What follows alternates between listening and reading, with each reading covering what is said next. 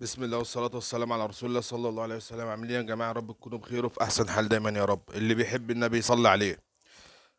تركاية كده خفيفة في قلب المكنة من جوه. حبيت أقول لكم عليها. ده طبعا كاوتش الصباب بتاع المكنة بتاع وش السلندر. كاوتش الصباب فيه منه نوعين في السوق. نوع أبو قاعدة واطية اللي هو على الشمال، ونوع أبو قاعدة عالية.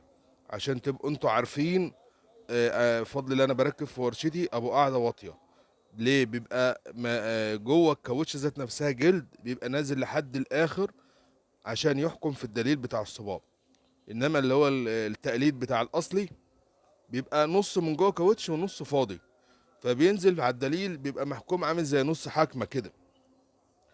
فده بيسبب بعد كده اللي هو الكاوتش اللي هو التقليد ساعات تيجي مثلا واحد يعمر ولا الكلام ده كله. فاهمني؟ ويقوم جاي مثلا مركب كاوتش اللي هو مش اصلي ده ومش واخد باله او كده. زي ما انتم شايفين اللي هو الاصل اللي على الشمال والتقليد اللي على اليمين. إيه ممكن تلاقي العربيه بعدها تبدا تدخل معاه اتاري كاوش الصباب وحش. ومش حكايه بقى ان هو مش محكوم في قلب الدليل بس، لا الكاوتش ذات نفسها اللي هي بتمسك على الصباب عشان تمنع نزول الزيت على قرص البيستم ما بتبقاش زي الاصل بصراحه. فاهمني؟ فهي التركات الصغيره ان انت لما تيجي مثلا واحد بيعمر، واحد بيغير كاوتش صباب، واحد بيعمر الوش بس، يجيب كاوتش وصباب ابو قاعده واطيه اللي هو زي ما انتم شايفينه ده اللي هو على الشمال. حتى لو انت واقف بتشتري ولا حاجه افتح الفيديو وبص عليه عشان تبقى عارف. بص كده على الفيديو كويس، شايف ده عامل ازاي وشايف التاني عامل ازاي. شايف الاصل عامل ازاي وشايف التقليد عامل ازاي.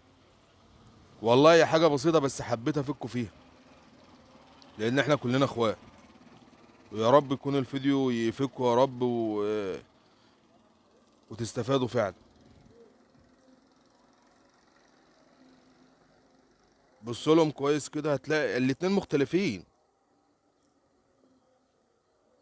وده اكبر دليل يعرفك ان ده شغله مش زي ده، او ده امكانياته مش زي امكانيات ده في الشغل. الاصلي اللي على الشمال ابو قاعده واطيه والتقليد بتاعه اللي هو على اليمين ابو قاعده عاليه.